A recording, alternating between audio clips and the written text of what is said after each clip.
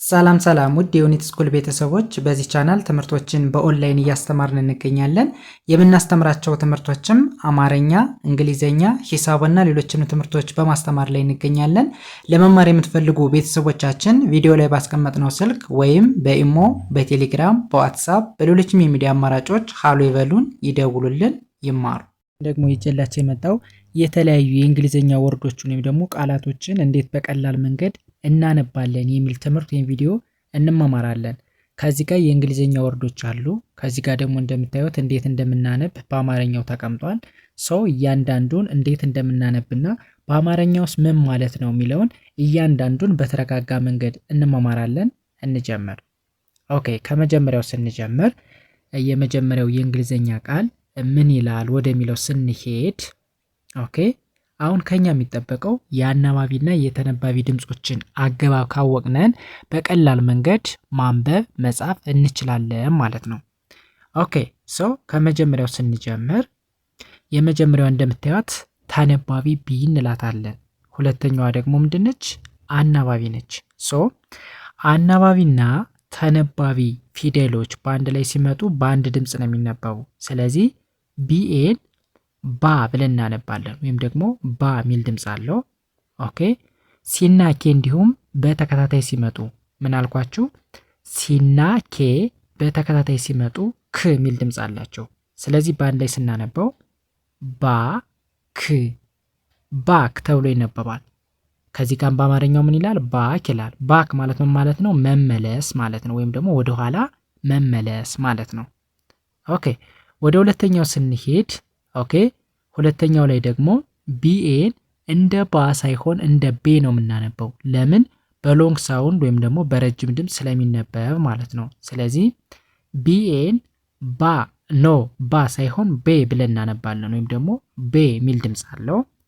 ሲና ኢ እንደዚህ ይነበባል።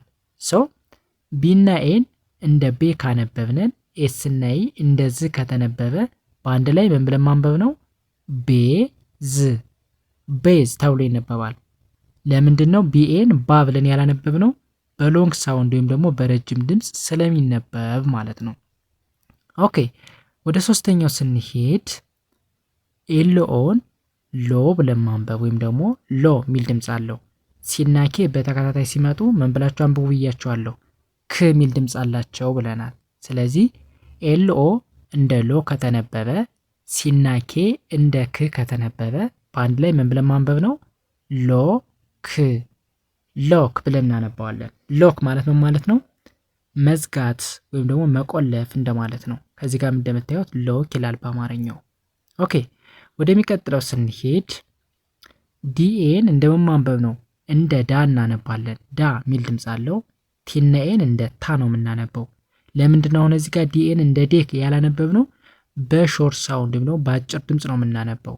ስለዚህ ዲኤን እንደ ዳ ማንበብ፣ ቲናኤን እንደ ታ በአንድ ላይ ስናነበው ዳታ ዳታ ዳታ ማለት በአማርኛው ማለት ነው መረጃ ማለት ነው። መረጃ። ኦኬ ወደሚቀጥለው ስንሄድ በተመሳሳይ ኤፍኤን ፋ ብለን እናነባለን፣ ወይም ደግሞ ፋ የሚል ድምፅ አለው። ኤስን ለብቻዋ እንደ ስ፣ ቲን እንደ ት እናነባለን። ስለዚህ በአንድ ላይ ስናነበው ፋ ስ ት ፋስት በአማርኛ ምን ይላል? ፋስት ምን ማለት ነው? ፈጣን ማለት ነው። ኦኬ ይህም በዚህ ካየን ወደዚህኛው ስንሄድ በተመሳሳይ ኤልኦን ሎ ብለን እናነባለን፣ ወይም ደግሞ ሎ የሚል ድምፅ አለው። ኦኬ ኤንን እንደ ን እናነባለን፣ ጅን እንደ ግ ማንበብ። ስለዚህ ባላይ ስናነበው ሎ ን ግ ሎንግ ሎንግ ማለት ምን ማለት ነው? በአማርኛውም እንደምታዩት ሎንግ ይላል። ስለዚህ ሎንግ ማለት ምን ማለት ነው? ረጅም ማለት ነው። ረጅም። ኦኬ ይህን በዚህ ካየን ወደዚህኛው ስንሄድ የመጀመሪያው ምን ይላል?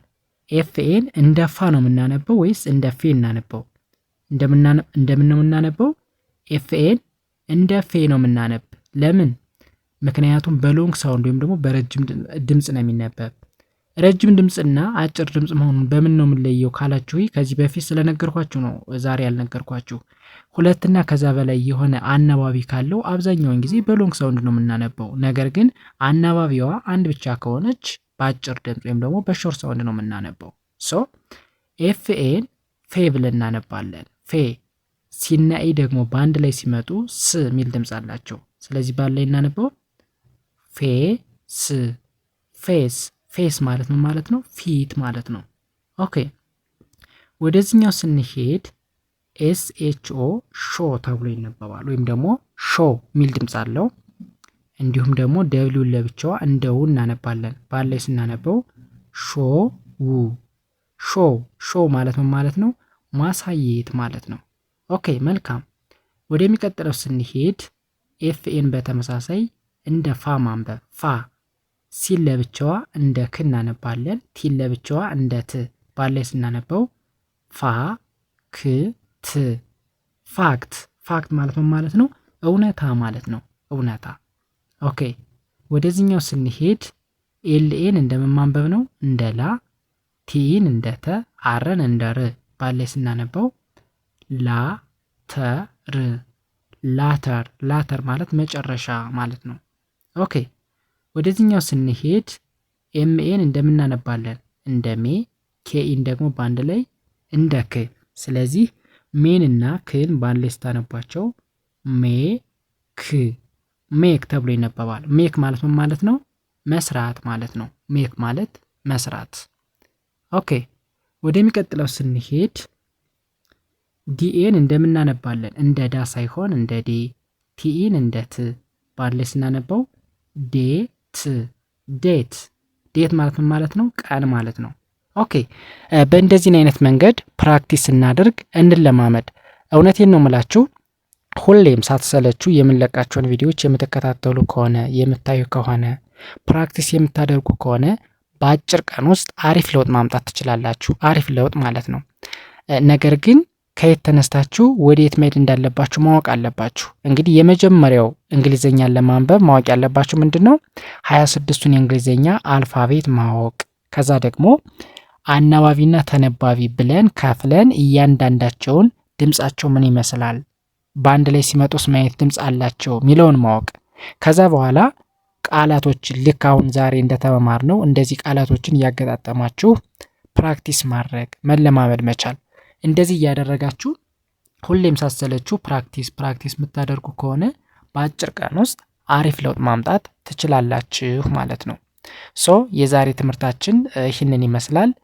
ቀጣይ በሌላ ትምህርት ወይም ቪዲዮ እስከምንገናኝ በያላችሁበት ሰናይ ጊዜ ተመኘሁ። ሰላም ሁኑ።